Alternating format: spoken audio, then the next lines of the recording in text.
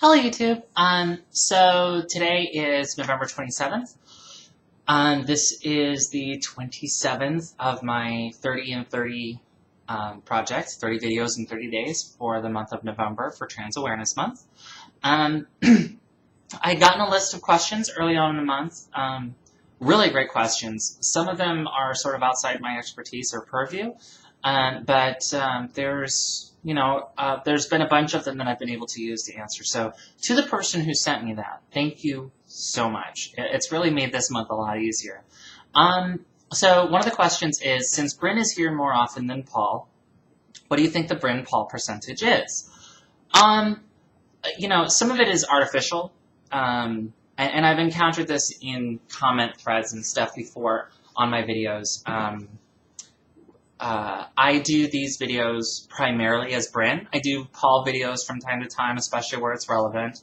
But I think it's important for questioning trans people or uncertain trans people or young trans people to see a trans woman who is, confident and not ashamed of her trans identity and, not ashamed of her femininity. But I don't know if I do a disservice by not doing more videos as Paul.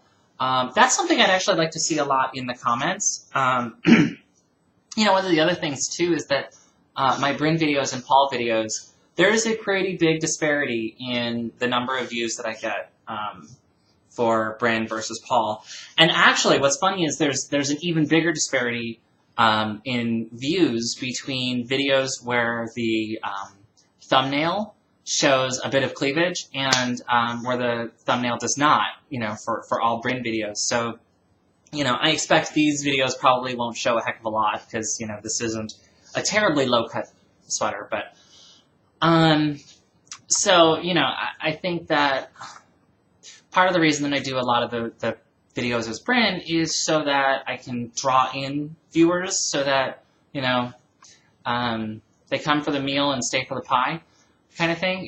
They come in because they see something that they like in the thumbnail, but then I get to actually deliver the message. So in my actual life, now that I work from home, the percentage is a lot different. So I don't present particularly one way or the other when I'm at home. I'm certainly femme of center. So, I have a lot of women's clothes that I tend to wear around the house, but I don't really do anything to make sure that my voice matches or that, I'm pushing anything one way or another, which can make it somewhat confusing for people who live with me. I think that despite my femme tendencies, or the fact that I'm primarily femme, people tend to default to Paul because I usually don't do anything with my voice. Or for, various other reasons, like if my kids are here with me, then, it's just less confusing for them to hear people call me Paul than to hear people call me Brin.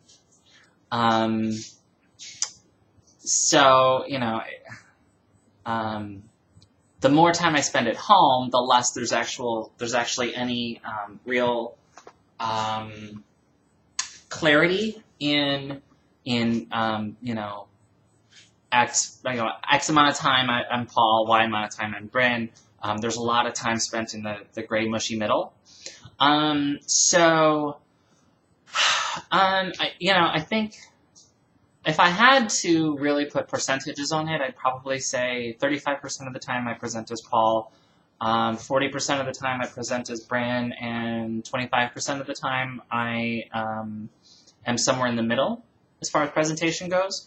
As far as like my actual identity, like how much I'm identifying male versus identifying female, I don't have a lot of clear delineation on like today I'm 100% feeling female today and 100% feeling male today. I I tend to move through like the middle 50% of the spectrum. So if you think of like 0 as male and 100 as female, I don't spend a lot of time in the 0 to 25 or 75 to 100 range. Mostly I'm in various points between 26 and 74, you know? Hope that makes sense. So yeah, I mean, so it's really hard to put numbers and percentages on there. I think I found a happy medium where I am happy being myself. If I'm out of my house and around people, I do try to push my presentation one way or another, you know, generally more toward what I'm feeling primarily that day, like which side of 50% I'm sitting on, just because it makes it easier on other people. And, you know, it is gratifying to have that presentation affirmed by, you know, a particular set of pronouns and name. So I like that gratification. It feels affirming and it feels positive to me. So I do like to make sure that I am, you know, triggering a particular response. So, but then again, as my video yesterday talked about, there's only so much control I have over that. So people are going to read me how they're going to read me, and I can't do very much about it. So anyway, that's my video for today. There should be another one up later today for, you know, to help me catch up. I believe it's for the 21st video, because I did 26 and 17 yesterday. And then that's it for me today. So leave comments, send me emails, brin@bigender.net. Go to Formspring if you want to ask confidentially at formspring.me/BrinConvenience. I'm on Tumblr and Twitter at BrinConvenience, both of them. So contact me there if you want. I'm really, really reachable. So anyway, I look forward to hearing from you. Thank you and have a great day.